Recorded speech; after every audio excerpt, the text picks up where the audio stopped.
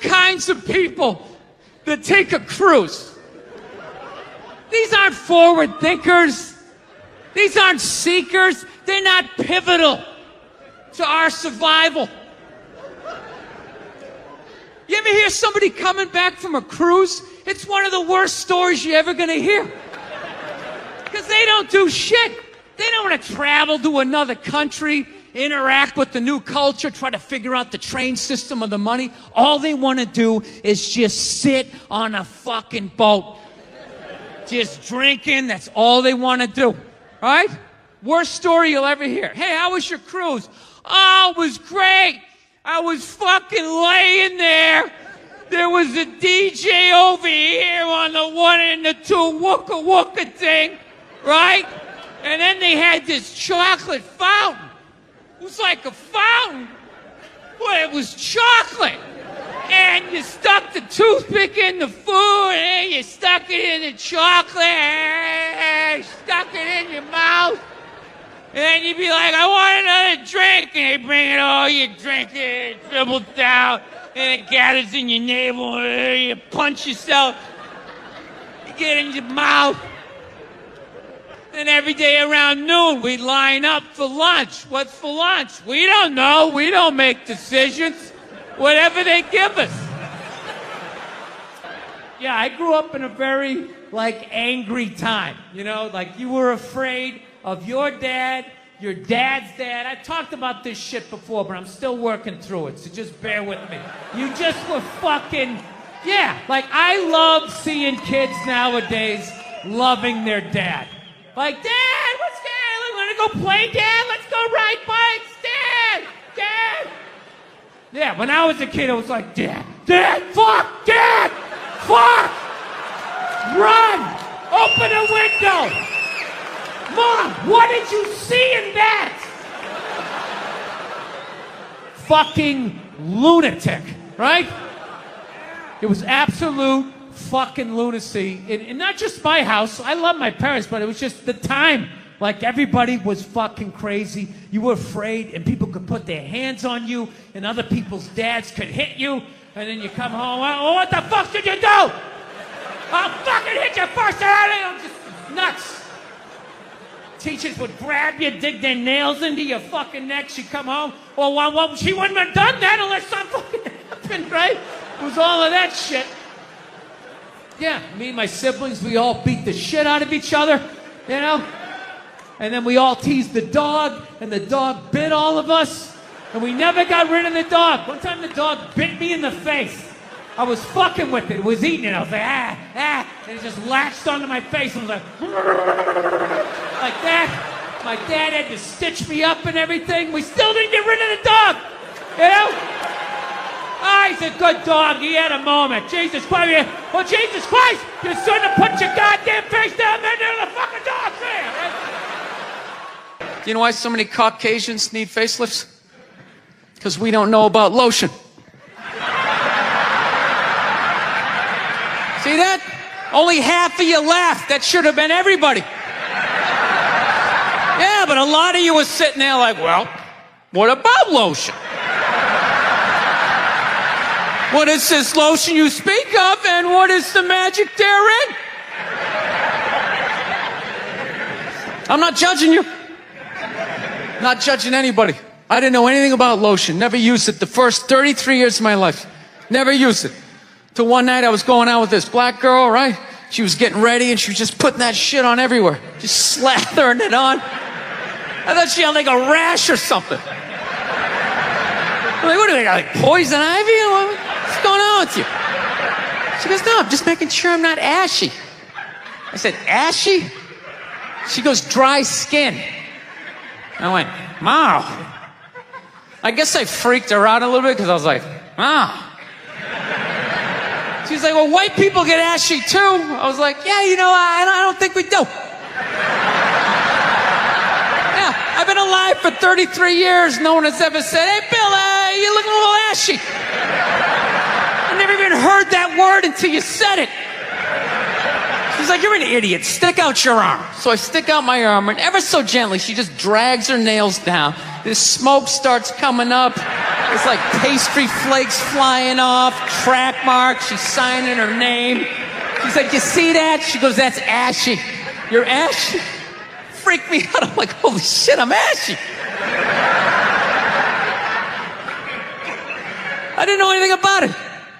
All I knew was that I always got itchy in the winter. Couldn't figure it out. Always got itchy in the winter. What the fuck do I get itchy? I thought it meant the bath towel was dirty. That's what I thought. And I would change it out and put a fresh one. Now I'm going to be okay. Take a shower, dry off, fucking itching again. God damn it, I hate the winter. See that? That's why you got to hang out with everybody. Yeah. There's too much information in the world, and every group of people misses a little bit. White people totally missed the lotion seminar at some point in history. I don't know if it's because we can't see it. You know? Black people get ashy. It looks like they leaned up against a chalkboard or something. You know? They can see it. They miss it. Their friends help them out. Like, look at your ashy motherfucking elbow. What is wrong with you? Right?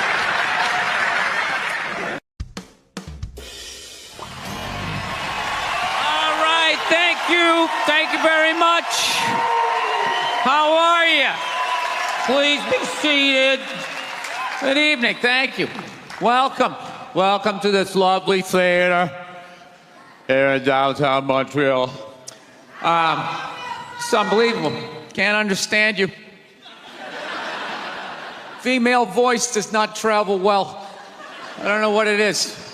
Up close or in a whisper can make your dick hard, but beyond 10 feet, it just sounds like a couple of birds fighting over a French fry or something, you know?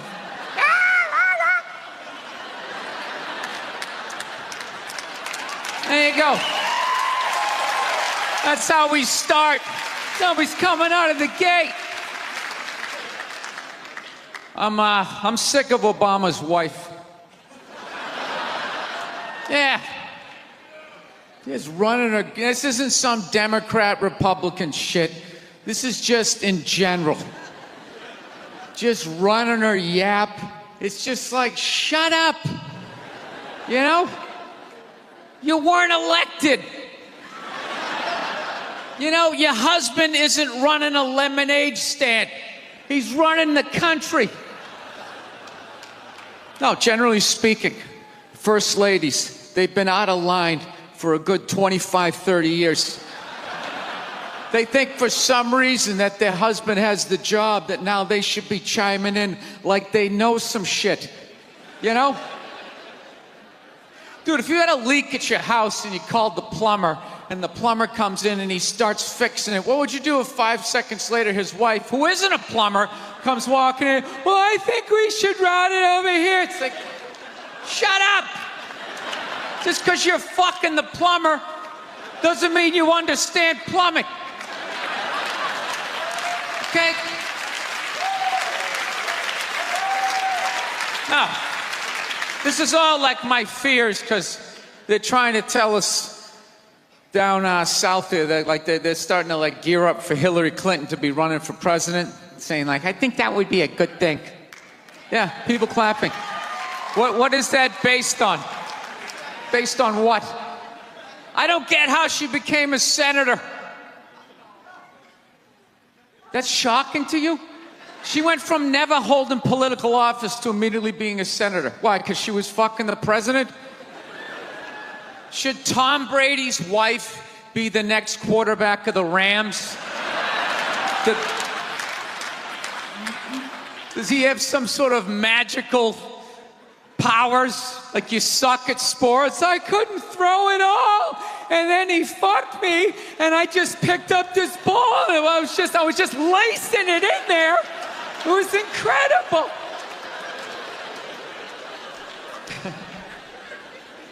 Dude, it all started with Nancy Reagan. That's where it first went off the rails, you know?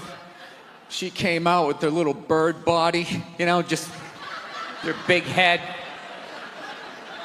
just came walking out. Say no to drugs. If people off your heroin, say no to that. She just walked back. Hillary had her stupid health care plan. Obama's wife's running a yap on 60 Minutes, you know? I got to give it up to the Bushes. They had their women in line.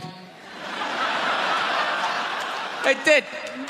Barbara never said shit. She smiled every once in a while. She threw something in there. George W.'s wife, I don't even know her name. This dude was in office for 8 years. I don't even know her fucking name. What's it like, Beth or Paige or something like that? He had her on lockdown. Going out there tonight, I'm giving a speech. And when I say something and they laugh, you're going to nod. You're going to smile, and you're going to nod that head.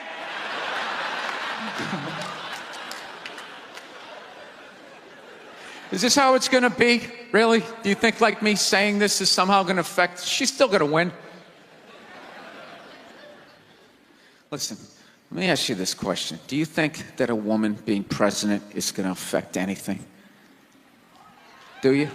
Oh, do you? What are they going to do? What are they going to do? What the fuck is she going to do? Do you know what the president makes? The president makes $400,000 a year. That's it. He's supposed to keep bankers in line that get like $100 million bonuses. I'll tell you, if you really want, nothing's going to change, okay?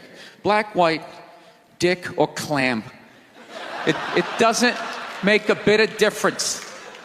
Nothing is going to change until somebody's got the balls to start a group, go over the wall of one of these gated communities, and you start slitting some throats. And not just random throats, the right throats. You got to climb up a tree, be up there with your scope, knowing that in 11 fucking minutes your life is going to end, right? And take out many of those people as you can. Yeah. Other than that, it's just going to be a pair of tits saying the same shit to you. I'm staying in a hotel, everybody.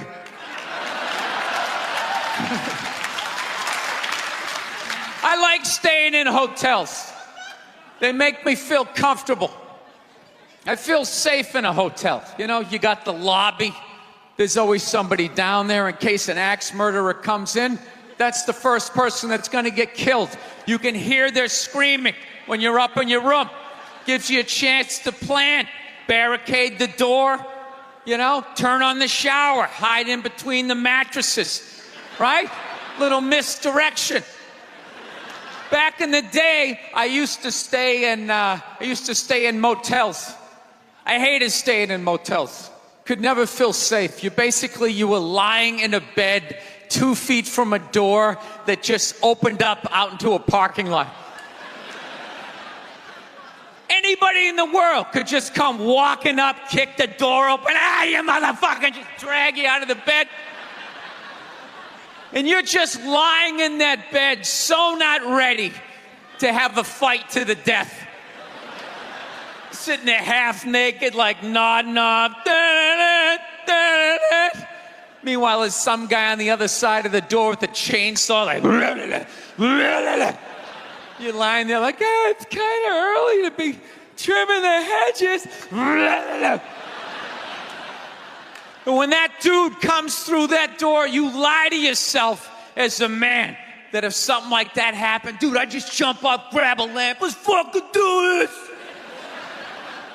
You know what the reality is? Most people, the best you could do is maybe make a weird noise. Just be like, and that would be it. That would be it. That dude just come in. The last thing you'd see is just ceiling carpet, ceiling carpet, ceiling carpet, ceiling carpet, ceiling carpet. Looking upside down back at your own body, right? I will say this. What I do enjoy about this theater is nobody has told me it's haunted. Anytime you go into a theater, they always give you the history. It was built 1948. It was a tribute to Rocket Richard. Everybody chipped in, blah, blah, blah, blah, blah, blah. And we have a ghost. His name is Michael. I immediately lose all respect for anybody over the age of 8 that still believes in ghosts. It's like, really? You still believe in specters and goblins? What is the end game of being a ghost? I don't get it. You can go anywhere you want to go in the world. You're just gonna stay in a basement for the rest of your life? Just waiting for once every 6 months somebody comes down to check the boiler and you get to be like, "Mwah, daw." Why wouldn't you go somewhere? Dude, I'd fly right to Washington, D.C., fly right into the CIA building, just start sitting in on meetings like, these guys are out of their fucking minds. Fly to the Super Bowl, go right into the huddle. I always wondered what they talked about.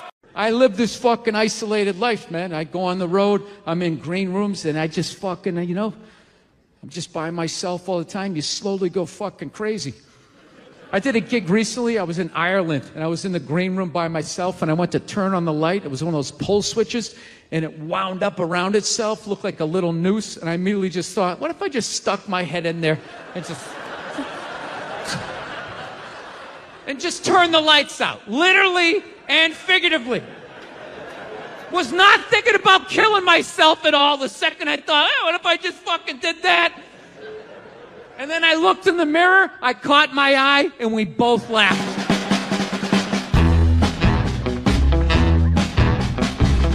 But you know one of the big things that really made me feel old was when McDonald's started making salads. That literally ripped my heart out. I'm like, they're doing what? What? Now they have wraps, and they're doing all of this shit. You know what it was? Out of shape people complained to them. That you're like, oh, you don't have any healthy options. It's like, dude, this is McDonald's. This shit is poison. Who the fuck comes here to get in shape? Whenever I get McDonald's, I have a whole plan. At my age, I'm 48 years old. I know what I'm going to order. I'm going to go in there. It's going to taste great. 20 minutes later, I'm going to want to kill myself. And then I'm going to go, I'm going to the gym tomorrow. I'm going to the gym tomorrow. And no matter how much I say that, I woke up the demon in me.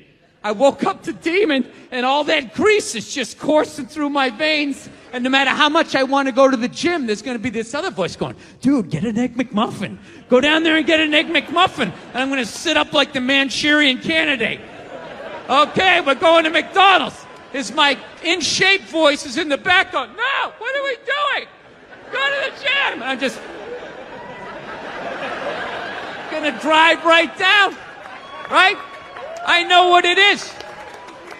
But somehow, out-of-shape people somehow made them, they're the fucking blame. They had to have more healthy shit because they're the reason why everybody's fat. How come they have to do it? What about Ben and Jerry's? How come they don't have to put a little kale in their ice cream? Why is that? No, I took mushrooms back in February for the first time ever. You know?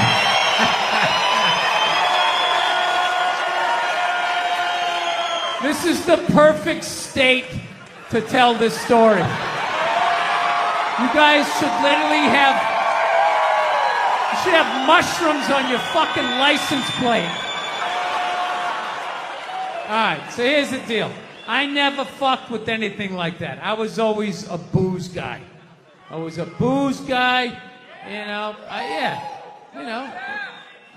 relax, everybody. I always get nervous when I get white guys going like, yeah, all right, woo, build the wall. Okay, I'm fucking around. Relax.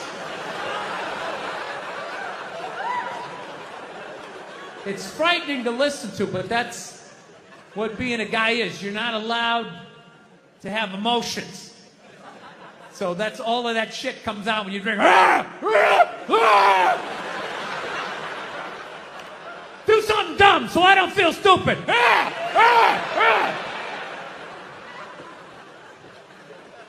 So, yeah, I was always like a booze guy. So, like, I never fucked with, like, psychedelics or whatever. So I think, it was just one of those deals. I was out in the desert, man. And I was like, all right. I got somebody watching my kids. Everything's fine. I'm in my 50s. If I got to do it now or I'm never going to do it, right? So this person who may or may not have been my opening act tonight goes, all right, man.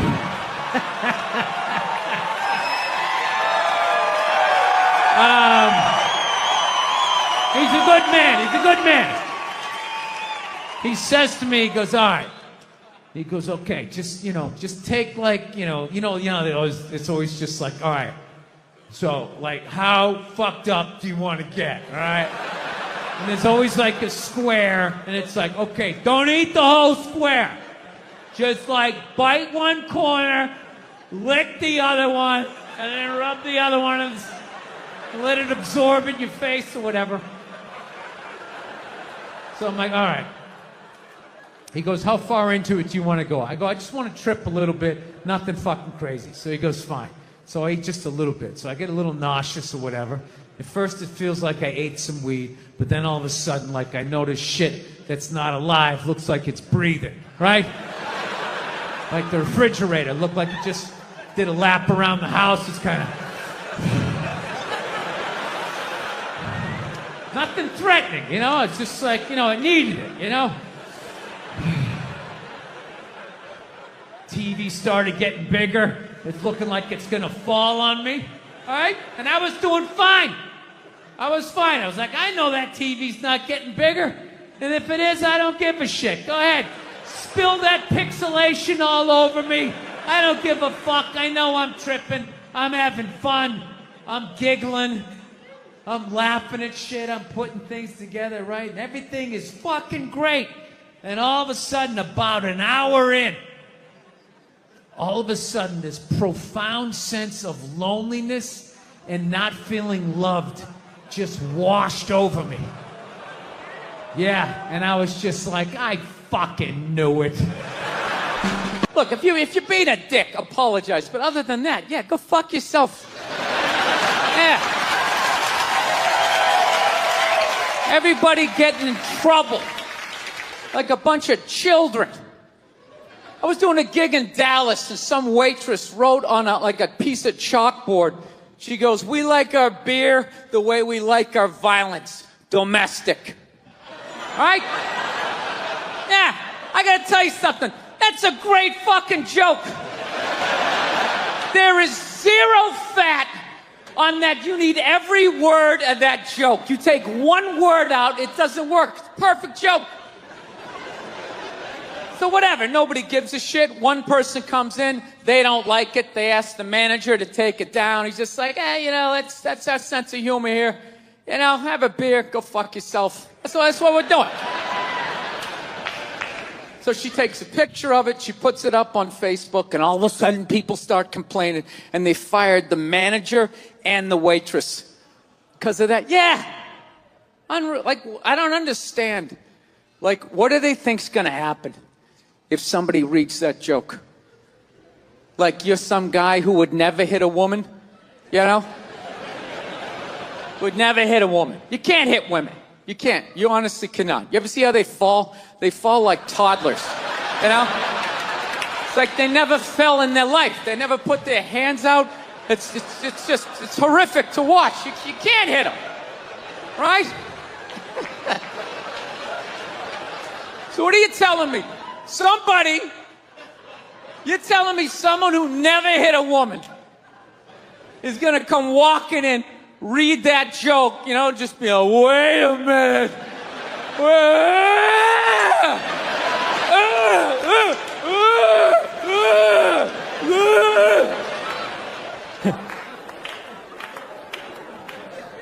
Actually, I got a couple of friends of African persuasion, and I got to get rid of them, man. I got to admit to you.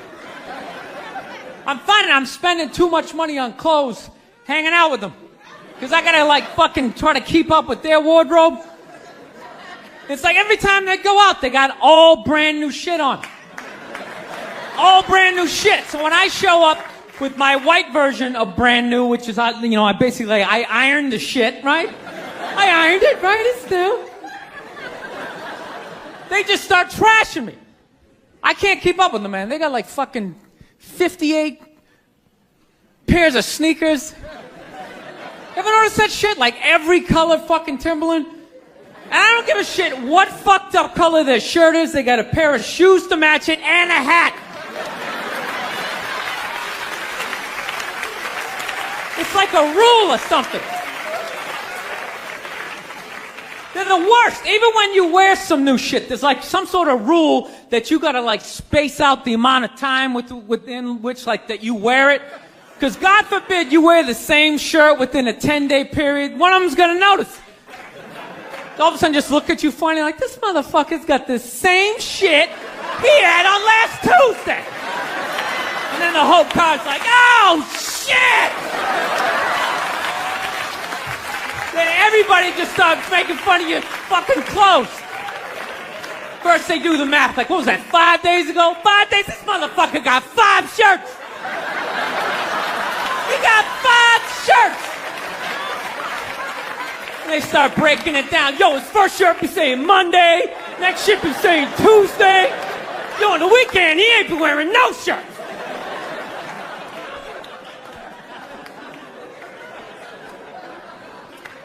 I'll tell you, that's actually funny. You know what? That's actually how I judge black guys now. When I first came to the city, like, all black people scared me. No, I was like the typical white dude from like the suburbs, you know what I mean? Had no frame of reference, you know? So my only frame of reference with black people was like, remember those early 90s gangster rap videos? Throw the fucking LA riots in there, man. It was fucking horrible PR. I'm watching the videos, oh, he's got a nice car, he's got all the women, and he's still fucking mad. These black dudes are never happy. But after 10 years of living in the city, this is how I narrow it down. Whether a black dude scares me or not. Black dudes with dirty sneakers scare the fucking shit out of me. No. I figured out in my head, because I know from hanging out with them, that's the last shit that they're gonna let go. The immediate shit that they have on. So I think, you know, if his sneakers are fucked up, that means his life is fucked up. Every time he leaves his building, the whole neighborhood, oh, shit! Everyone starts making fun of him. He's on the train in a bad mood. I kind of have this howdy-doody, kind of mug-me kind of face. I'm not saying something's gonna happen, I'm just saying, I'm paying attention. So I've been seeing this girl recently, this black girl, right? She lives up in Harlem, you know, gone out like 3-4 times, you know. First time we hung out in like the Village area in New York, you know, which is sort of like a racially mixed area. So shit was cool, you know what I mean? Second time we hung out was more like Midtown, you know. Then the third time, she called me at like 3:30 in the morning, and she wanted me to come up to her apartment, right? So it's 3:30 in the morning, she lives in Harlem, I look how I look, so it's a fucking situation.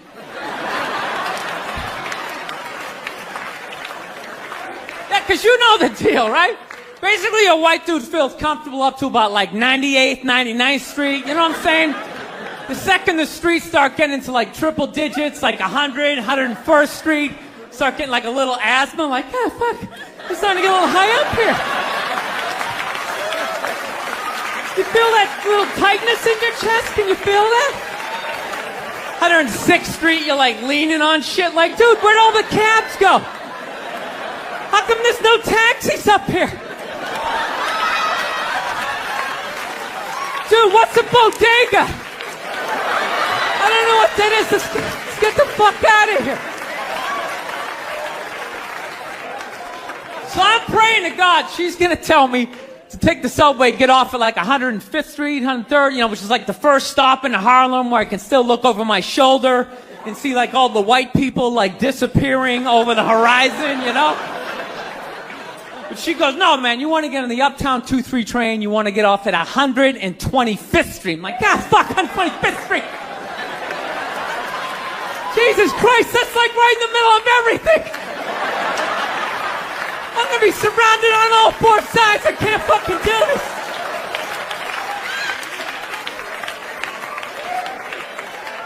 So, at this point, I'm really trying to hide like the bitchy tone that's starting to creep into my voice, you know? And I'm trying to ask for really specific directions for when I get up there, because I want to know exactly where I'm going. So she starts naming the streets I have to go down, and every other street up there is named after like a black leader, you know. She's like, make a left on Adam Clayton, take a right on Frederick Douglass. I'm like, ah, fuck Adam Clayton. Yo, dude, go on the internet, look up Adam Clayton. Did he kill a bunch of white people during the slave revolt? Dude, I ain't going up there till I know what Adam Clayton did. Fuck this shit. So at this point, I'm really having a battle with myself. Because I'm thinking I can't do this, right? I'm like, I can't do this, but my dick's going, no, come on, man, we can do this, all right? Just relax. Pull yourself together and get on the goddamn train, right? So as always, I listen to my dick. Oh yeah, I get on the train. By the time I get up there, it's like 5 or 4 in the morning, right? I'm staying on like Malcolm X and like Danny Glover or some shit, right? I don't even know where the hell I'm at.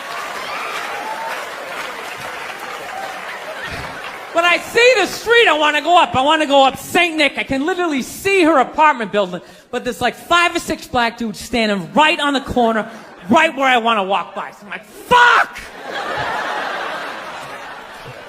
I felt like I was on like some reality show at that point, like some sort of like white guy survivor. It was ridiculous. So I'm thinking I gotta walk right by these guys, right? You know what's funny? I think that they were actually more surprised to see me than I was scared, you know? And I was really, really scared, you know, but I'm also really, really white, you know? Like shockingly Caucasian. You know what I mean? Like if you're not ready for me, I can like surprise you. No, especially if you live up there. You've probably seen a white person for hours, possibly days. So when I show up, it's almost like magical. Like a leprechaun came out of nowhere, you know? Felt like I should have had like a little pot of gold, like a rainbow behind me. Top of the morning to you, latte. Kind of dance my way past them.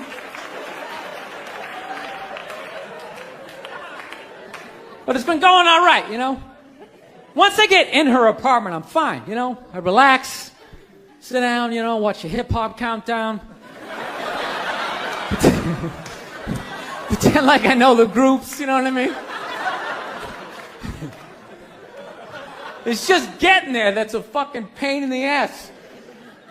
But, you know, I don't get mad at it, because I figure, you know, black dudes got to go through the same shit, though, right? When you go out to the suburbs, go fuck a white girl, right? Just that same awful feeling of just leaving your people behind, you know, just less and less of you as you're fucking driving out there. Probably start off lean and you're all fucking cool. 20 minutes in, you're driving like 10 and 2, the radio's off. Like, dude, I don't like this shit. I don't like this shit at all. There's too much grass, I don't see any rims. This is fucked up. None of the windows are tinted. I can clearly see white people in every car. This is fucked up. Listen, you guys were awesome. Thank you so much for coming out. McDonald's exists for 2 reasons, okay? It's for drunk people and it's for children, all right? That's what this thing is. You know, you're in your car, your kids won't shut the hell up, you go to the drive-thru. You go to the drive-thru, you get a couple of poison burgers, you throw it down their throats. Their little systems can't handle it. They start nodding off. And you're up front, you're bigger, you can handle a bigger dose of poison, you know what I mean? Pop in your Def Leppard cassette, you have a little moment for yourself. Yeah, that's what it's for. It's for your kids, and it's for drunk people. Like, how many times have you driven out to a bar going, I'm just gonna have one, all of a sudden you had like 11, right? And you're hammered, and you're thinking, but you're responsible. You're drunk, but you're responsible. You're like, God damn it, I drove my car here tonight. God damn it, I'm driving it home, all right? I'm not gonna burden this place of business by taking up a parking space in this completely empty parking lot for the next 6 hours. I am not advocating drinking and driving, but I will tell you, there's nothing better than when all your friends and family know you're hammered. There's nothing better than that walk to the car.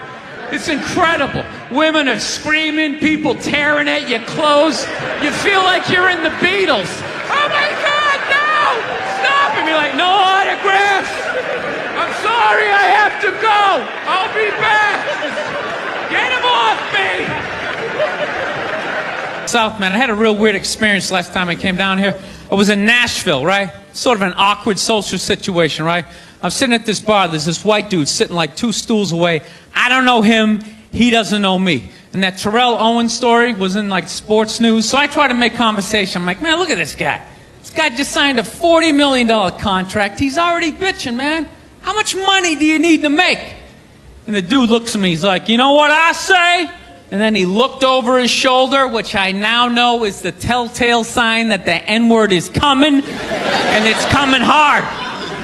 Oh yeah, it's not going to be pronounced with the A, it's going to be with the R, and he hit the R, he like stuck the landing. There was like a dismount, Klan members high-fiving in the background, like doing the wave. Just out of nowhere. So now, immediately, I'm looking over my shoulder like, dude, what the hell are you doing? You know what I mean? I'm waiting for like this hail of black fists to come raining down on top of me. I hate when people do stuff like that.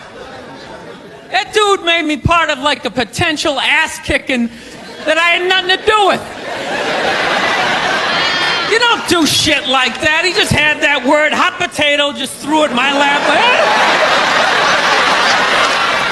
Trying to pass it down to the next white dude. I hate when people do that, man. You know, it's like, dude, feel me out first. Ask some questions. Do you like to fish? Have you ever fucked your sister, right? I start rattling off answers, then you go old school. You give me a pamphlet, you tell me about your militia. Don't just dive into it. That dude was one of the angriest people I ever met. I should have known that word was coming, because he was just watching Terrell, right? And anytime I would bring up, look at man, that guy's talking trash, he would just like flip out. He won't shut up! You know, those people get like so mad they're not even looking at you. Their eyes are up. You just shut up and play the game! You know what's funny? I don't even like Terrell, but now I love the guy. Because every time I see him talking trash, I know this idiot in Nashville is just losing his mind, like kicking over his kitchen TV. Shut the fuck up!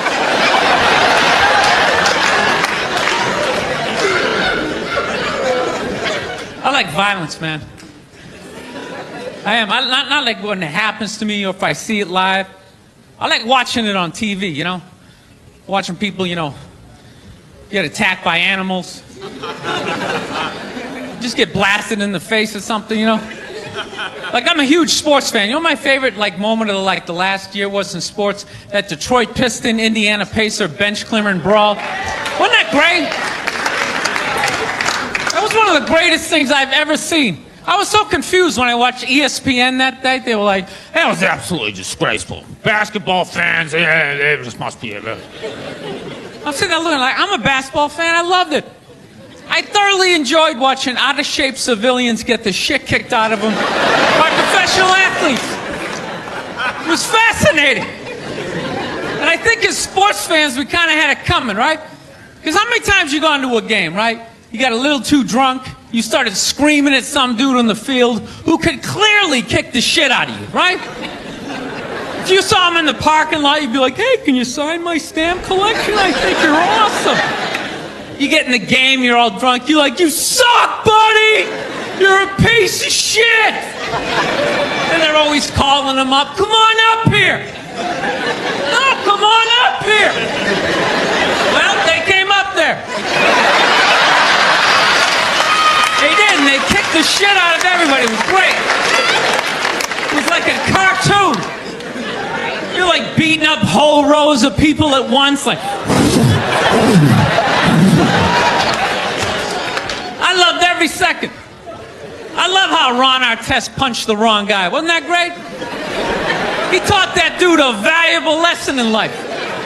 When shit goes down, you don't just stand there like you're watching a movie like, wow, it's coming right at me. Must be in 3D or something. That was a 5'6", 110-pound white dude had an angry 6'10" black dude running right at him. That had to have been in his top 3 nightmares all time. Right behind getting his dick cut off and being lit on fire. And he just stood there. He's like trying to explain himself. Well, I still have the liquid in my cup, so there's no way I could have... He's an idiot. All those feminists are full of shit, because I'm going to tell you right now, someday there's gonna be the first woman president, all right? Which means you don't even know what her fucking platform is, and you automatically cheered. It's got the same genitalia. I'm telling you, they're not smart people. Feminists, they're not as smart as they're coming off. I'm telling you. Someday, there's gonna be... By the way, this is gonna be my last show ever, by the time this fucking thing comes out. Someday, there's gonna be the first female president, which means there's gonna be the first male first lady. Right? And you wait, you fucking wait. The first time that dude opens his mouth about some political shit, you watch all these feminists throwing me, you shut the fuck up! You shut the fuck up! It is her time now. It is her time. She was elected, not you. Go pick out some plates, bitch. You are the first lady.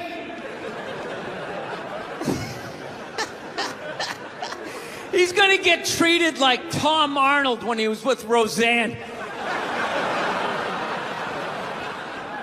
Secret Service name will be like Appendix or Doesn't Matter. Not worthy of protecting. Just entered the Oval Office. Not worthy of protecting. People in the stands. I mean, that's just like what's entertainment for me now, you know? I like that Jimmy the Greek moment that happens in sports, you know? Like once every 4 or 5 years, you know that? Like some 50, 55-year-old white dude tries to explain why black people are kicking the shit out of white people in practically every major sport, you know? And it always goes down the same way, right? There's always like 3 white dudes, and the one white dude in the middle, he's always like the guy with like the theory. You know, he's always like, you know, it seems these African-American athletes, they seem to have this quick twitch muscle fiber. You know, there's slow twitch, and there's this quick twitch. And the second the dude says that, like the other 2 white dudes start like sliding out of frame, like, okay, this guy's getting fired, and I'm not going to be part of this highlight. Nice knowing you, Ned. Keep that seat warm, right? And the dude in the middle, he's just like hell-bent on getting fired. You know, he starts like bringing up slavery. And evidently they were breeding the strongest man with the strongest woman and that quick twitch. And literally 20 minutes later, that dude's on TV. He's like fired, right? He's crying. His family standing there. He's got like a box of shit from his desk with like an Emmy sticking out. He's like, I don't know what I said. I was just talking about the quick twitch and the slow twitch. And I wasn't just trying to make a point. No, I love that. I love seeing people mess up their careers like that. It's just funny to me. Plus, I gotta admit, as a white dude, on some level, I have to believe in that theory, because it's like, are white dudes that bad at basketball? I can't even watch the NBA anymore, man. It's like every highlight, the white dude's like that, the black dude has like his nuts in his face. Fucking crap! I'm just sitting at home like, for the love of God, tackle the guy.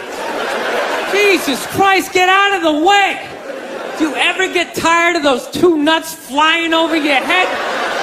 You know you're going to be on SportsCenter. Just get out of the way. Dude, I'm telling you, there's got to be something to that theory. I saw this show one time on runaway slaves. It was one of the most amazing programs I've ever seen in my life. Dude, when you ran away as a slave, you just didn't run to the end of the driveway and be like, fuck that job. Just start walking down the street. You had to like run through whole states. There's dogs chasing you, you're hurdling shit, you're swimming. Those were the first fucking triathletes. And there was nobody helping them out. There was no dude on the side of the road like, come on, man, 2 more states, you're in Ohio. Suck it up, you're looking good, looking good.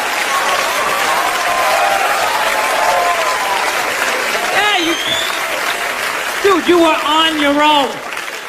Is it any wonder? 250, 300 years of that shit, and then I'm gonna D you up in gym class? It ain't happening. I come from hundreds of years of alcoholics. I got like half a liver, you know what I mean? It's just...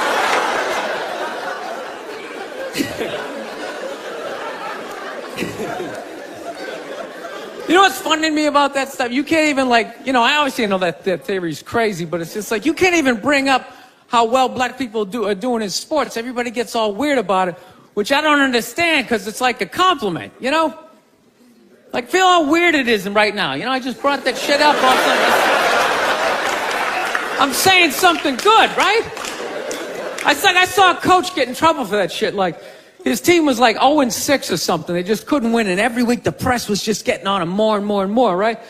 And the dude, he was just like flustered. And he had like a moment of honesty. They were like, why can't you guys win a game? He's like, oh, you know, I don't know, the offense isn't getting it done. You know, defense, you know, too slow. And it just run out.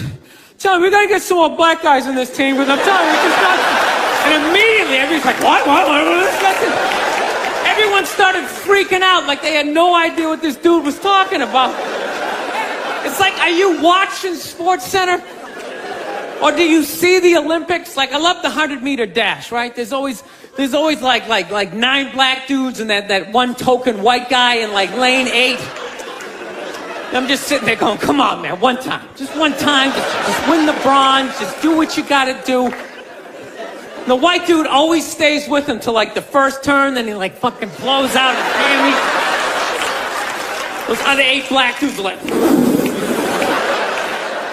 where's that white dude the next Olympics? He's like up in the broadcast booth, his career's over. He's like a commentator. Yeah, it's gonna be a great race. Still can't feel my fucking toes, but I'm telling you. No, I don't get it. It's like a compliment. We're saying you're fast. That's a good thing, right? People start all freaking out. Oh, you're acting like that's all we can do. You're saying we can't be scientists. No, we're not. All we're saying is if there was a race to the microscopes, you fuckers would win. We're just saying that you're fast. You get there first. Your lab coat would be flapping in the wind. I'd get there like 3 minutes later, all cramped up. Are you looking at bacteria? No, you go first. You just go first. Jesus Christ. That was a Volvo. The guy ran by a Volvo in street shoes. I've never seen that before in my life. No, I get into those arguments all the time. All the time. Friends of mine will be like, well, how come anytime a black athlete does something, they say it's an athletic move. Anytime a white athlete does it, they say it's an intelligent move. And it's like, well, fair enough, man. It just depends on what you're doing. You know what I mean? It's like, you know, if you read a defense, white or black, that's an intelligent move, right? But if you take off from the foul line, jump over 9 other dudes and throw the shit down, those other 9 guys aren't standing there like, fuck, why didn't I think of that shit? Here I am dribbling around, guys. That's some superhero shit. She had like a cape flapping in the wind with a big S on your chest.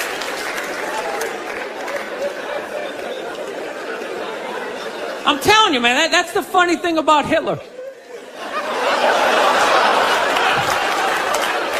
Just let me finish. Let me work my way through this idea. No, that's my favorite sports clip is that Jesse Owens shit. I just love it because their whole angle was fucked up. He made Hitler leave in like the 3rd quarter, right? He's putting down his number 1 finger, just fucking walking out of the stadium. Jesus Christ. Their whole thing was like, we are going to create a superior race. It's like, dude, I think we accidentally already did that. Now we send a select group of people to the gym every day for a couple hundred years. It's paying dividends. They're fucking dunking on us every day. Dude, how quiet was that limo ride home with Hitler? You know what I'm saying? You know he was talking crazy shit when they were on the way there. They were all amped up. We are going to dominate, Sieg Heil, just going off. That whole ride home, they're just sitting there all quiet. You're sitting next to an even angrier than usual Adolf Hitler, trying to make some sort of small talk, like, it is one nice day, isn't it? You know, nice food. So I'm on the road, right? I'm in Reno. Great gun town. So I go down to their little gun store, right? Come walking in, there's some redneck there. I'm like, hey man, I want to get a gun. He's like, I hear you. What you looking for? What you want? Mossberg, over under, 357 Magnum, right? Starts rattling off all this gibberish, right? I don't know shit. I'm trying to play it off. I feel like a bitch because I don't know anything about guns. So I was like, what do I do here? Hell, I'm going to go with honesty. I go, look, dude, I don't know anything about guns. They terrify me, but I'm worried about the zombies. All right? Dude's just like, you need a shotgun. You need a shotgun, man. It's got a good spread. It's easy to load, doesn't have a lot of working parts, got a good spread. He kept saying that. It's got a good spread. I'm like, what does that mean? He goes, well, it means you ain't got to be that accurate. It's got a good spread. Further away you are, the more shit you hit. Got a good spread. In fact, you got a problem over here, you ain't even got to look. You just turn, wow, that's it. You ain't got a problem over here anymore. Anything that was even remotely a problem ain't there anymore. Trust me. And then these people here, they saw what you just did here. You ain't got a problem here either. Gentlemen, 90 degrees taken care of right there. One shot. These people get smart, flip it over. Wow, that's it. It's got a good spread. Been in a bad mood all day, man. Got in a fight with this girl the other day. You ever meet somebody like within like the first couple of minutes of them meeting you, they feel like they can like sum you up? Just like, you know what your problem is? You know, you just have like the urge just to take their head and just mush it into whatever they're eating, you know? You ever have crazy thoughts like that? Can you relate on any level? You never have like urges? You ever drive down the street and see like 30 people up on the sidewalk and you just think, right? You don't do it. You just think it. That's what separates the psychos from the functioning psychos. Yeah, psychos, they just do it. All right, that's a good idea. They get the wipers going, they make a day out of it, right? But a rational person, you like think it through. You start going, man, if I just leave my hand right here, nobody knows who I am. I move it 2 degrees over here. I'm on the cover of Newsweek. I'm instantly famous. Right here, no one knows me. Like, hey, Bill, you want to go to the cookout? Maybe you could bring that potato salad you brought last year. It was such a big hit. One of the most horrific scenes we've seen in years. Bodies just strewn about. You know, Amy's going to be there. She's still asking for you. You should ask her out. No indication he even tried to stop. Seriously, you're getting older. Put your hands on the dashboard. Put them on the dashboard. You have those? All right.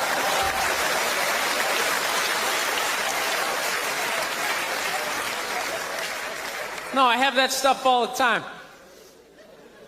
I do. My girl took me to a street fair recently, right? You guys have street fairs out here? You know, they close off the block. There's like shawarma. There's like stuff made out of buttons, right? People with no teeth are making keychains, right? It's a typical girlfriend idea. It sucks, and it's going to take all Saturday, right? She's all excited. She's like swinging my arm. Oh my God, this is gonna be great. I'm like praying for lightning. Maybe some like scaffolding to fall down on me, you know? No, we show up, right? The first thing she sees is this big table and nothing but homemade jewelry, right? Homemade jewelry. It's got twigs, macaroni in it. It's a table of crap. It's crap. The whole thing is crap. But she loves it. She's like, oh my God, look at these earrings. Do you like these? Do you think these are nice? I just want to be like, no. If they were nice, they'd be in a store. All right? There'd be a roof, some sort of structure would be built around this. This is crap. This is just a table of crap. The guy isn't even wearing shoes. That's a good indication that this is crap. But I didn't want to ruin a day, so I'm like, yeah, go ahead, check it out. I'm going to go get some air. Even though we're outside, I think there's more air to be had, right? So I walk like 3-4 tables away, and I come up to this lady. She got this big table of nothing but muffins. Muffins, right? It's like 85 degrees out. She's selling muffins, and she's got this big, stupid, look at the muffins I made, look on her face.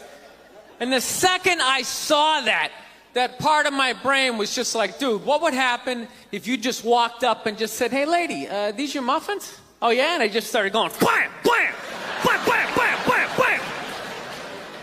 Like, how many of these muffins could I mush before anybody did anything?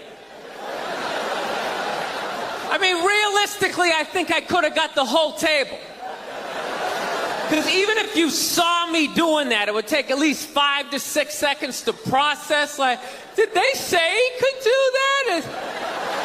Is it like a game? Do you eat the muffin off your fist? That just seems like a waste of pastry. You know, there's no security at a street fair. There's no bouncer staying there. He's mushing the muffins. Okay, I'm on it. Sir, we're going to have to ask you to leave. And they just choke me out. So I just started thinking of the horrified look on this lady's face as I started slamming these muffins. And out of nowhere, I just started laughing like a maniac. Oh yeah, I'm like slumped over this fried dough cart. I'm dying. My girl looks at me. She's like, what the hell are you laughing at? And like an idiot, I actually tried to explain this screwed up thought to her. I swear to God, I'm just sitting there like, I was just thinking, what if I started punching the muffins? You know what I mean? I just started punching them. She's just looking at me like, why do I go out with you? Dude, but I swear to God, if I never broke eye contact the second I started hitting those muffins, that lady, she wouldn't even been able to call for help. I would have been in her head. She'd be like, did I go to high school with this guy? Why would you do that? Muffins are a happy food. I don't understand this. No, I gotta learn to let stuff go.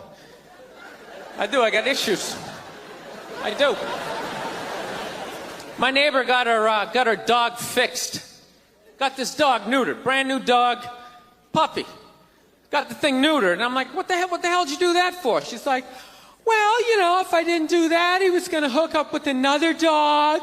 Then they're going to make more dogs. And what are we going to do with all these dogs?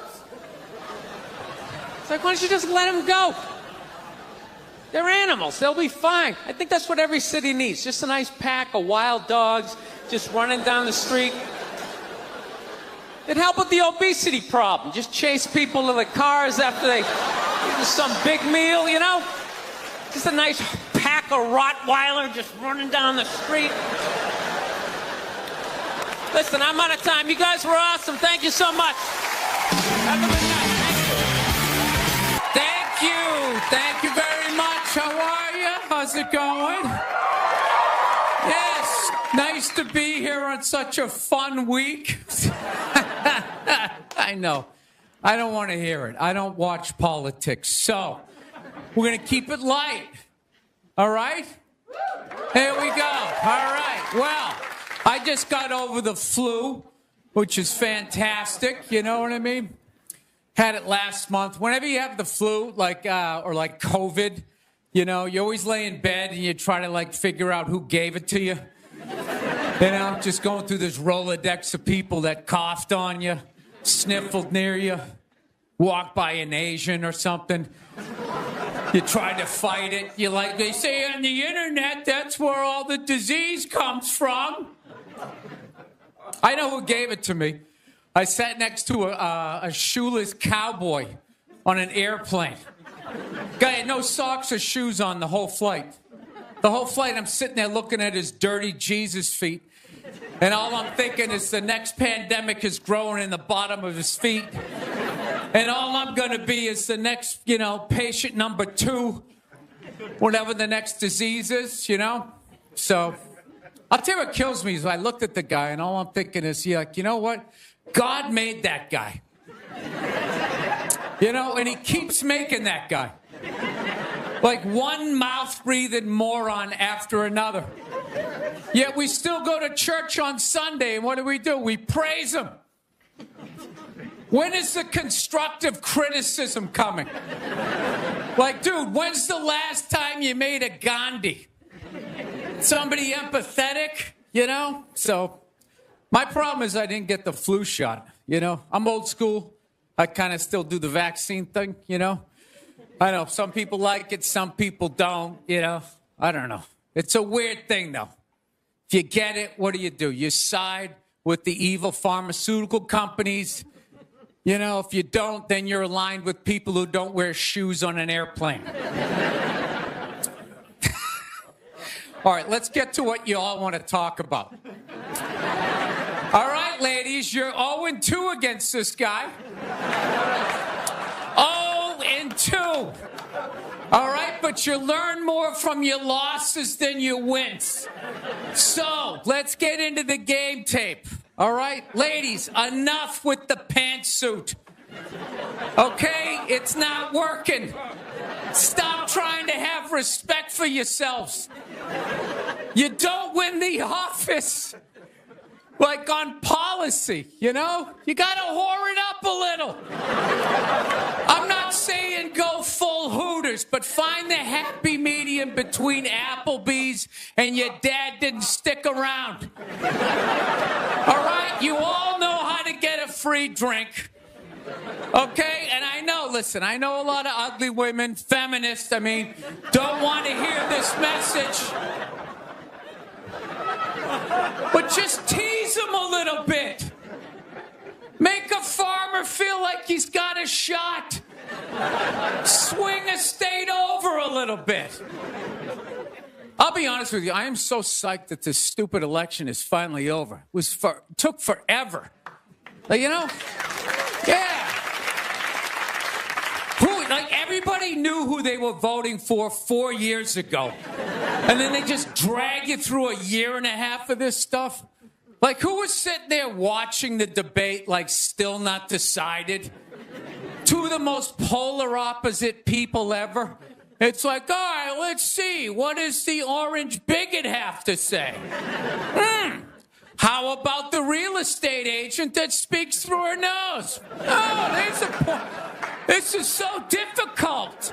It's like they overlap. I just can't make up my mind. I'll be honest with you. I can't believe Trump didn't win this thing 4 months ago. You know? I know that's weird for younger people to hear, but when I was a kid, if you were running for president and you got shot and you didn't die, that was the end of the election. There was nothing you could say, right? Everybody would just be like, this guy's the man. He is the king. I don't know. I'll be honest with you. I think the number one reason Trump survived is all those herky-jerky movements that he does. You just can't nail the guy down. I gotta be honest, the guy is a lunatic.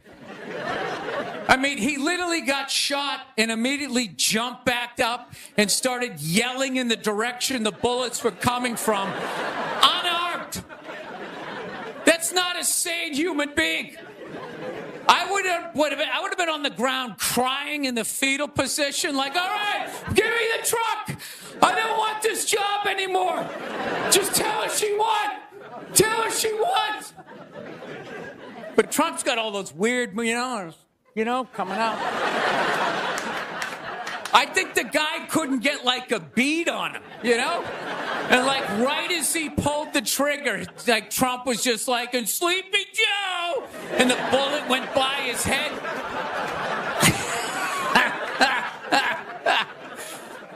My favorite part of the campaign, though, was when Trump went to McDonald's. Wasn't that amazing? That's the only time I've ever seen that guy truly happy. Like, he was glowing. When he got behind the counter, it was like he was behind stage at like Springsteen or something. He's like, oh my God, this is like where they make the French fries. And he was sticking a couple of extra in one. He goes, hey, whoever gets this one's going to be excited. It's like, oh my God, was that empathy of the people, Donald? It's like when the Grinch came down the hill, bringing the toys back, and his heart got a little bigger. All right, we'll end on something nice here. I fell asleep the other night. You ever fall asleep like watching TV? You like leave it on, and you wake up at 3 a.m, and whatever you're watching makes you feel like you're still dreaming. Yeah, I woke up at 3 a.m. I swear to God, Shaquille O'Neal was selling me printer ink. Standing there 7 feet tall. Hi, I'm Shaquille O'Neal. Are you paying too much money for your printer ink? Every day, people come up to me and they say, I'm paying too much money for my printer. He's holding a printer. It's like the size of a cell phone. People come up to me. I'm paying too much money. And I'm like, well, I have the solution. Dude, is there no end to that guy's credibility? I thought when he was selling Buicks, that was the end of it. It's laying in that little car, the mid-sized Buick Century. This is the most comfortable car I have ever been in. He's got one foot out one window, the other foot out the other. If I was regular size, this is the car I would buy. It blows my mind. Doesn't he even have like $1 billion at this point? It's like, why are you still working? Take a weekend off, you 9-foot whore. Give somebody else a chance. All right, that's it. We got a great show. Stick around. McGee will be here. We'll see you in a minute. Thank you, thank you. And I gotta be honest with you, too. People were too hard on that Clippers guy, man. I'm telling you. For an 80-year-old white guy, that wasn't that bad. All right? Dude, he didn't drop the N-word once. That's unbelievable for an 80-year-old white guy. The N-word should have been carpet bombed through that whole tape. He never said it once. And if you go back and listen to that tape, I'm telling you, go back and listen to it. Other than Instagram, he's pretty fucking liberal. He's like, you can hang out with them, you can have sex with them, just don't promote it on Instagram. It was the weirdest, most compartmentalized, like, racism I ever heard in my life. Something about Instagram, I didn't get it. Other than that, he was wide open. You can make a snowman with them, go to a water park, rub your bellies together. Just don't promote it on Instagram. Hey, what about Facebook? I don't give a fuck about Facebook. Keep it off of Instagram. Yeah. Dude, you understand? The guy's 80 years old. Do the math. This dude was born in 1934. That's 13 years before Jackie Robinson broke the color barrier. First 12 and a half years of this guy's life, he watched all-white baseball, and it was fine.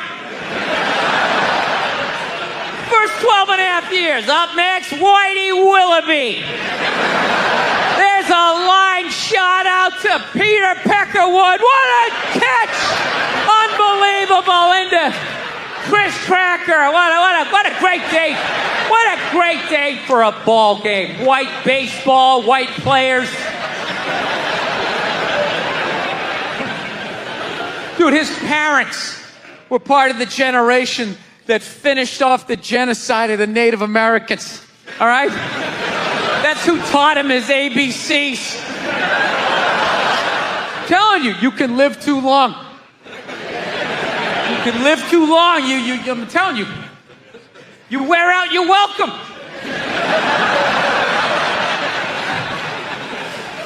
I swear to God, this fucking guy, I bet in the 1940s he was considered like a hippie. You know? Just walking around, hey, you can hang out with them. You can have sex with them, man, you know? His dad's getting all pissed off. Let me tell you something, see? You stay with your own. Hey, you stay with your own.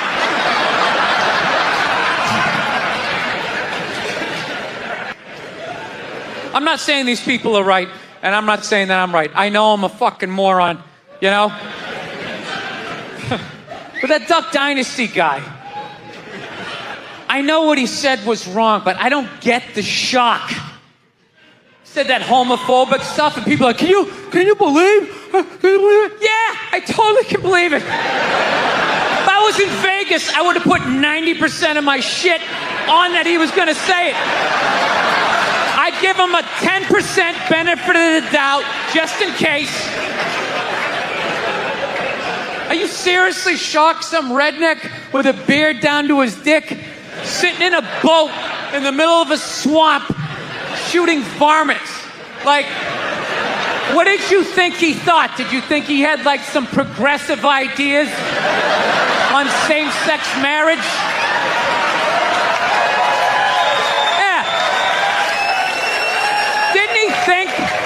Didn't he think exactly what you thought he thought, you know? I think all of that shit comes from the church. They just fucking brainwash you. You know? You come down, don't clap. I don't read. Follow someone else. I'm telling you. They brainwash you. Come into the church, your brain's all empty. They just fill it up like a jelly donut. Brainwash you. Say what we say when we say it. Say it again, then you can go home to your toys. All right, I'll say it. I'll say it again.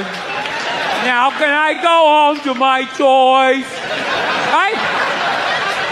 And you repeat everything they say. The good, the bad, and the fucking horrific. They stick a star in your forehead. You're a big boy. The big people like me. You get on with your life. One time she was watching this show. It was like a poor excuse for The View. And they started talking about domestic violence, right? For the 9 millionth time this year, they're talking about domestic violence. Just in case, you know, you didn't get the memo. You know? Evidently, you know, just some people didn't get it. It's not okay to slam your wife's head into the cupboard drawers because she didn't dry the can opener off properly. You know? It's gonna fucking rust, right? How do you not know not to do that shit? Do they really have to keep talking about it? It's like wife beaters watching for, oh, fuck, ah! Now I get it. Upset daisy, sweetheart. Here we go. There you go. Oh. So at the end of the hour, they come to the logical conclusion. They're like, there is no reason to hit a woman. There is no reason to hit a woman. And I was just like, really? I could give you like 17 right off the top of my head. You could wake me from a drunken stupor. I could still give you like 9. Dude, there's plenty of reasons to hit a woman. You just don't do it. But to sit there and suggest that there's no reason. Dude, the level of ego behind that statement. What are you, levitating above the rest of us? You're never annoying? Women, how many times have you thought about slapping your fucking guy in the head this week? There you go. Every day. You didn't do it, right? Oh, dude, it drives me nuts. There's no reason. There's no reason. Really? No reason? How about this? You marry a girl, you fall in love, you buy her a house. You go to work every day, paying off the house. You come home one day, she's banging the next door neighbor, hands you divorce papers. You got to move out, sleep on a futon, and still pay for that house that she's going to stay in. No reason. I'm not saying you should do it, but there's plenty of fucking reasons in that arc of a story. No, that's the thing. Really is. That's the thing. I hate that saying there's no reason. Obviously, I'm not saying to hit a woman, you know. But saying there's no reason, I think that's crazy. When you say there's no reason, that kills any sort of examination as to how two people ended up at that place. If you say there's no reason, you cut out the build-up, you're just left with the act. How are you going to solve it if you don't figure it out? Look how awkward it is in here right now. I said you shouldn't hit a woman. I'm just saying, how come you can't ask questions? You can only ask questions about what the guy did. You can never ask about the woman. Why is that? Why is that? What is that? What does answer him right mean? What does that mean? Are you the idiot who got up halfway through the special during the bit and you're like walking around like I'm not fucking taping a special here? What's wrong with you? What's wrong with you? Fucking had to ignore all of that and now you're gonna like yell out? And not only that, yell something that makes no fucking sense whatsoever? Answer him! Answer him! Every fucking special I do, there's always one. Always right down the fucking middle. Talking about hitting women, sweetheart. And I think you just added another reason. Jesus fucking Christ. I love this. I'm not even in a relationship with her, and she's fucking nagging me.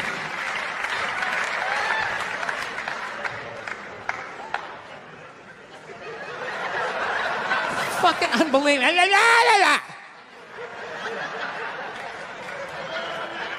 Look, I understand hitting a woman's a bad thing, okay? Well, how come you can't fucking ask questions? I just don't understand. Like, if I get bit by a rattlesnake, wouldn't you guys have some questions? Right? How did it happen? Did you not see it? Were you fucking with it? How did this snake get so mad it almost killed you? Firemen put out a fire, they don't just drive away afterwards, they sift through the debris. How did it start? Here's an oily rag, right? Look, I realize I'm coming off pretty ignorant right about now. I realize that. Let me extend an olive branch then, okay? I realize that there's some animal guys out there, okay? Horrible guys, you know, have a rough day at the factory, come home, tuna casserole, and just start swinging. All right? I'm not trying to say that those people don't exist. I realize they exist. They should be buried underneath the prison, okay? So if I can admit that, ladies, can you at least admit that every ass kicking doesn't just fall out of the fucking sky? Really? Even hockey has 2 minutes for instigating, right? They understand that some back and forth happened before that shit, you know?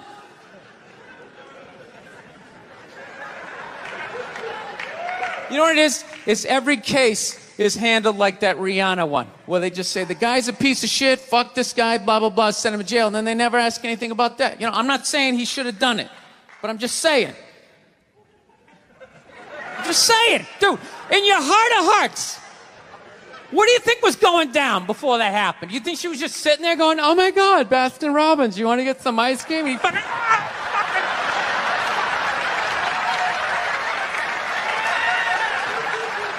know? Or do you think maybe they were having some epic end of the relationship fight and some crazy shit was being said? Maybe she was screaming in his ears some crazy female shit like, go fuck all your friends, I don't give a fuck. Maybe that's why I sell more albums than you, motherfucker. Right? To be fair, she could have just been sitting there going, I need a tissue. Do you keep those in the glove box? Oh my God, I'll bring my out. I'll bring my out.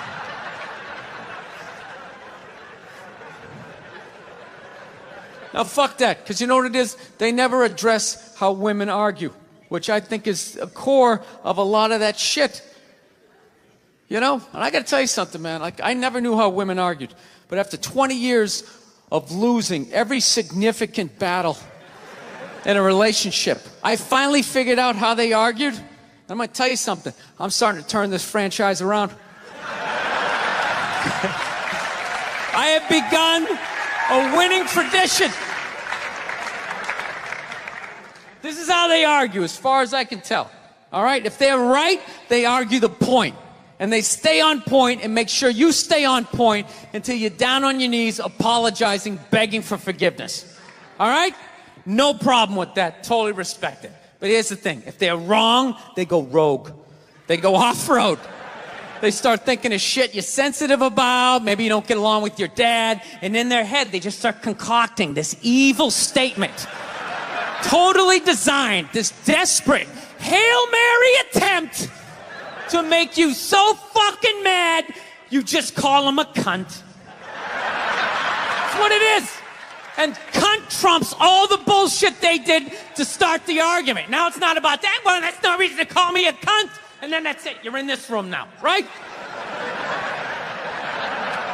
And they won't hook up with you for a couple of days. Who cares? Who cares? You rub one out. Rub one out like a man. It's the champagne of victory.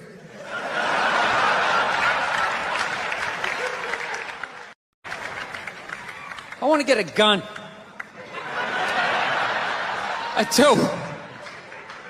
I really do. I never had that feeling before till I moved out to Los Angeles. This city just messes with your mind, you know? It's overpopulated, technically doesn't have a water supply, right? The dollar's crashing. Shit keeps you up at night. You're just sick in them. What am I gonna do when the zombies come? Right? Start reading up on shit. Get some powdered food. Plant some zucchini. Get a windmill. Right? And that's all well and good. But if you don't know how to fight, all you're doing is gathering supplies for the toughest guy in the block. Right? Just thinking about that. What am I going to do? Some dude turns me upside down, starts shaking the gold coins out of my pockets. I gotta get a gun. So I'm on the road, right? I'm in Reno. Great gun town. So I go down to their little gun store, right? Come walking in, there's some redneck there. I'm like, hey man, I want to get a gun. He's like, I hear you. What you looking for? What you want? Mossberg, over under, 357 Magnum, right? Starts rattling off all this gibberish, right? I don't know shit. I'm trying to play it off. I feel like a bitch because I don't know anything about guns. So I was like, what do I do here? Hell, I'm going to go with honesty. I go, look, dude, I don't know anything about guns. They terrify me, but I'm worried about the zombies. All right? Dude's just like, you need a shotgun. You need a shotgun, man. It's got a good spread. It's easy to load, doesn't have a lot of working parts, got a good spread. He kept saying that. It's got a good spread. I'm like, what does that mean? He goes, well, it means you ain't got to be that accurate. It's got a good spread. Further away you are, the more shit you hit. Got a good spread. In fact, you got a problem over here, you ain't even got to look. You just turn, wow, that's it. You ain't got a problem over here anymore. Anything that was even remotely a problem ain't there anymore. Trust me. And then these people here, they saw what you just did here. You ain't got a problem here either. Feel me? 90 degrees taken care of right there. One shot. These people get smart, flip it over. Wow! That's it. It's got a good spread. So I'm like laughing my ass off. I'm like, dude, look, I just want to shoot the guy. I don't have to do a bunch of drywall work, you know? Reframe my diploma, get my parakeet another friend, you know? I just want to shoot the guy. So I'm like, you know, how about one of these pistols? So he does like that classic, like that redneck trailing off thing, like, you want a pistol? Go ahead, get a pistol. What do I know? I've just been here 20 years. Get a shiny one, right? So I was like, dude, what's wrong with getting a pistol? He goes, I'll tell you what, buddy. Because life ain't a movie. You feel me? I'm like, no. Can you please stop speaking in these backwoods riddles? Can you just say what you're saying? I told you I don't know shit about guns. Come on, do me a solid here. He goes, well, look, you ever watch a movie? Guy go blah, blah, blah. He kills 3 people. Real life, man, you miss. You miss all the fucking time. You miss enough times, man, you're empty. You might as well just be standing there with a big stapler in your hand. Then what you gonna do? I was like, well, fuck it, let's get the shotgun. So he's all ready to box the thing up, and then I'm like, wait a minute. I live with my girl, I can't just show up with a shotgun. Right? That's not some shit you can just come home with. If I found this stool on the side of the road, I can come home with this. Look at it. We can refinish it. We can carve our initials in it. We can have a good time, right? They just show up with a shotgun. Hey, I got it for us, right? One barrel for you, one for me? No. So she kiboshes the whole thing. Till the other night, somebody broke into our car sitting in the driveway. Starts fucking with her head, right?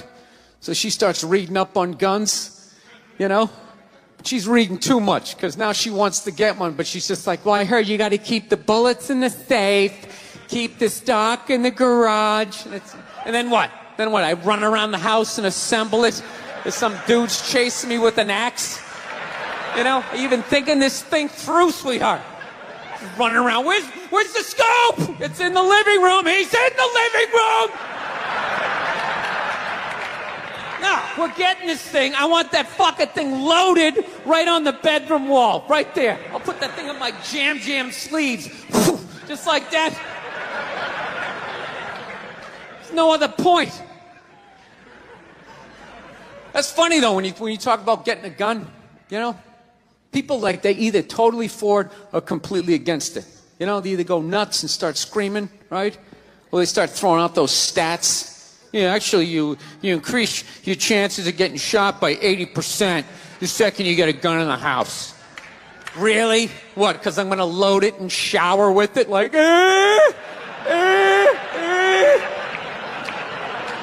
The fuck? I know it's dangerous. You get a pool in your backyard, you immediately increase your odds of drowning in your backyard, right? You couldn't do that before, now you step on a rake, in you go. No, I'm telling you, I don't buy in any of that shit.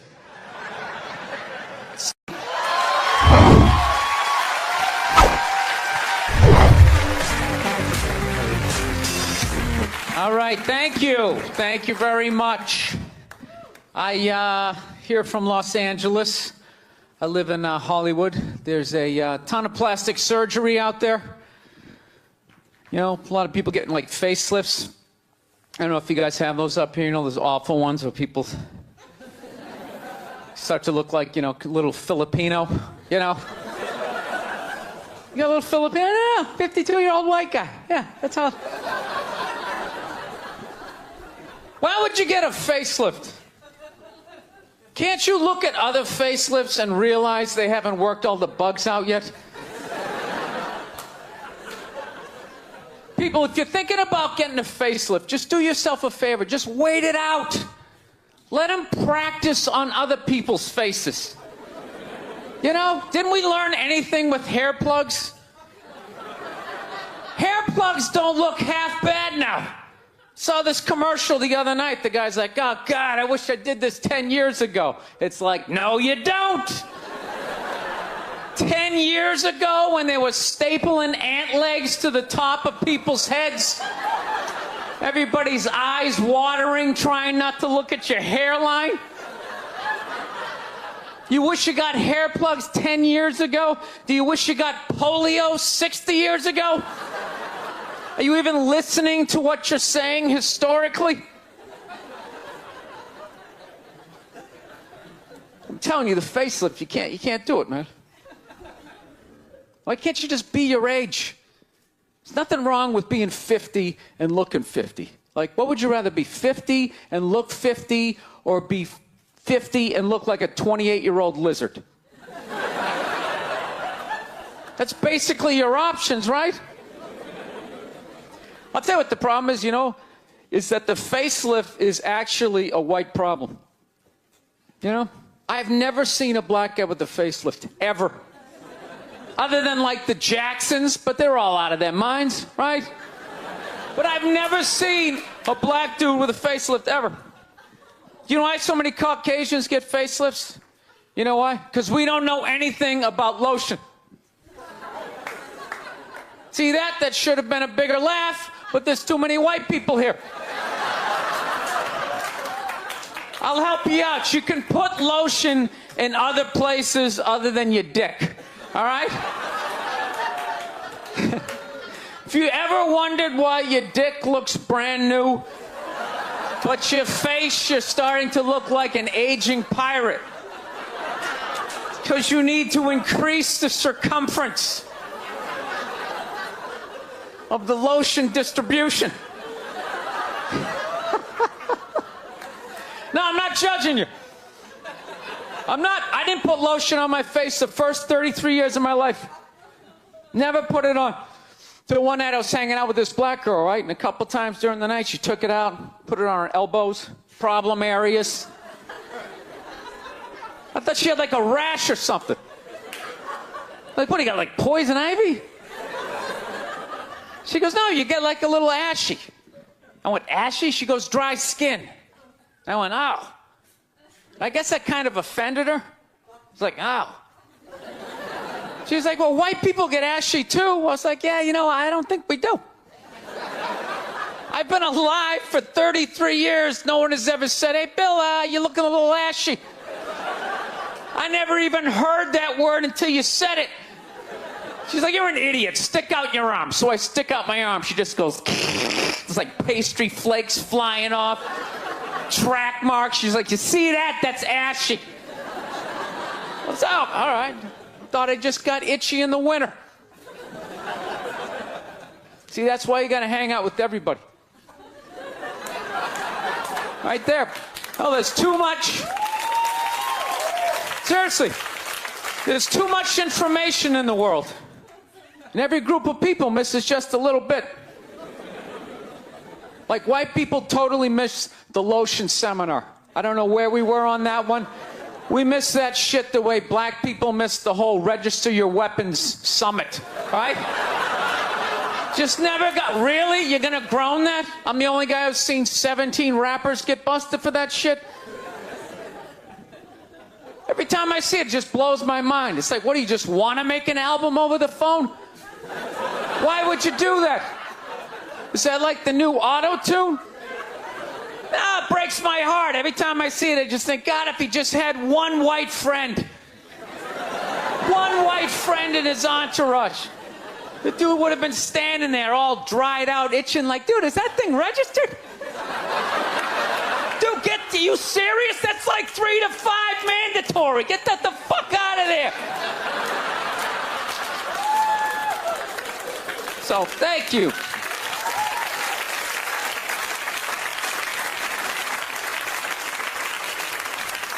So, Schwarzenegger just got busted down on the States, yeah?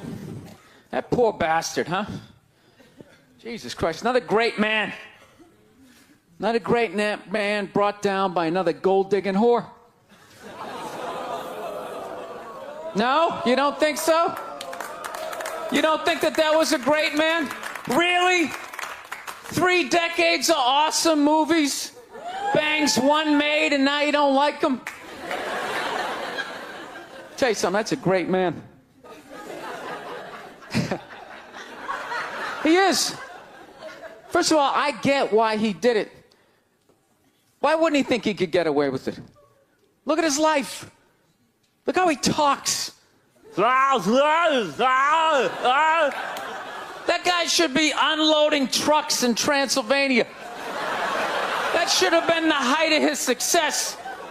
But because he's a great man, he had the balls to move to America and became famous for lifting weights. I lift weights, no one gives a shit.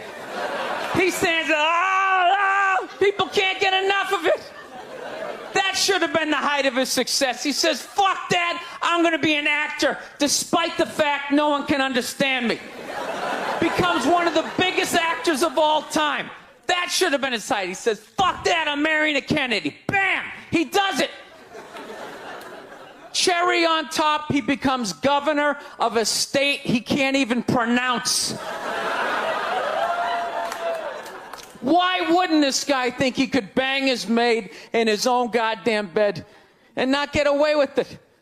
This guy has been in the zone for 4 decades. Give me the rock, I'm feeling it. I had a hit movie with a midget. This is a layup. I don't even need a condom. You guys are great. Thank you very much. Thank you. Oh. Thank you so much. Thank you. I am so excited to be here. I've been doing stand-up forever, and this has always been a lifelong dream of mine to come here and host Saturday Night Live. So thank you so much for coming out.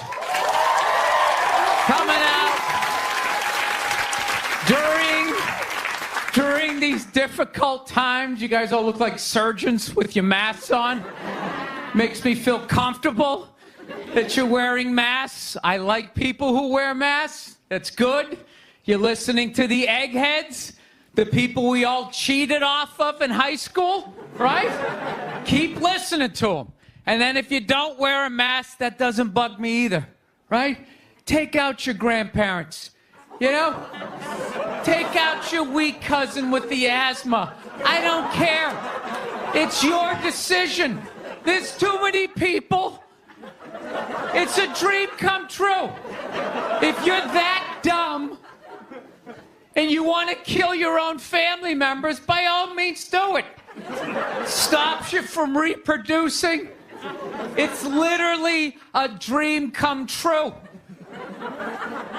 And speaking of dreams come true, did you see Rick Moranis got sucker punched on the Upper West Side? New York is back, baby! New York is back! Yes! We lost our edge there for a minute. City started looking like a giant Bed Bath & Beyond, and then bam! Oh, Ricky took one in the chops. It had to happen. That's what happens when you stick an M&M store in Times Square. All right? The universe has to balance itself. Get the peep shows back in Times Square. Old people can walk safely 40 blocks away. I don't know. I'll probably get canceled for doing that joke. You know, how stupid is that cancel thing? They're literally running out of people to cancel. They're going after dead people now. They're trying to cancel John Wayne. It's like, yeah, dude, God did that 40 years ago. They're all up in arms. They're like, did you hear what he said in that interview in Playboy in 1970? Can you believe that? It's like, yeah. He was born in 1907. That's what these people sounded like. You never talked to your grandparents and brought up the wrong subject, and all of a sudden it went off the rails. Like, oh, Grandma, just keep making the cookies. Yeah, you don't bring up race or religion with your grandparents. You keep it simple. Anyway, I don't know. I guess my grandparents are older. I don't know. Plowing ahead. Plowing ahead. Let's talk white women here, shall we? Let's talk white women. White women, you're amazing. Amazing, your accomplishments over the last few years. I got to tell you, the way white women somehow hijacked the woke movement, generals around the world should be analyzing this. Just to refresh your memory, the woke movement was supposed to be about people of color not getting opportunities, the at-bats that they deserved, finally making that happen. And it was about that for about 8 seconds. And then somehow, white women swung their Gucci-booted feet over the fence of oppression and stuck themselves at the front of the line. I don't know how they did it. I've never heard so much complaining in my life from white women. My life is so hard. With my SUV and my heated seats. You have no idea what it's like to be me. Trashing white guys. The nerve. Where's the camera? The nerve of you white women. Listen, I don't want to speak ill of my bitches here, okay? I know, but let's go back in history here, okay? You guys stood by us toxic white males through centuries of our crimes against humanity. You rolled around in the blood money, and occasionally when you wanted to sneak off and hook up with the black dude, if you got caught, you said it wasn't consensual. Yeah, that's what you did. That's what you did. So why don't you shut up, sit down next to me, and take your talking to?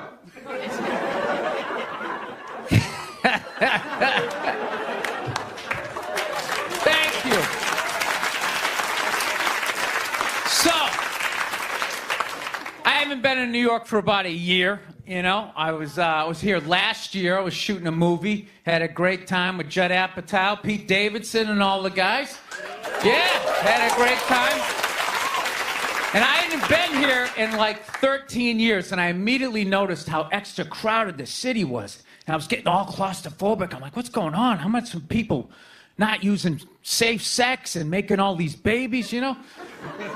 So I finally walked up to this old New York door guy, and I was just like, dude, what's going on? What's with all these people here? And he was just like, oh, no, don't worry. He goes, it's June. He goes, it's Pride Month. And I'm like, what's that? You know, I'm 52. I never heard of it, right? Didn't have that when I was a kid. He goes, oh, it's Gay Pride Month. And I was just like, oh. Dude, you know when you're just like stuck in the Matrix and you just can't, everything's just pressed up, you can't see anything, and then somebody gives you that little nugget of information that just pulls it back? It's like, why is it so crowded? It's Gay Pride Month. Tank tops. 0% body fat. 2 guys kissing. Rainbow flags. I didn't know that. That's what I learned. The month of June is Gay Pride Month. That's a little long, don't you think? For a group of people that were never enslaved. How did they get all of June? Dude, black people were actually enslaved. They get February. They get 28 days of overcast weather. Sun goes down at 4 in the afternoon. Everybody's shivering. Nobody wants to go on the parade. Look, yeah. How about you hook them up with July? These are equator people. Give them the sun for 31 days. There's gay black people. They could celebrate from June 1st, June 31st, 61 days of celebrating. All right, that's all my time. We got a great show for you guys, everybody. Jack White is here.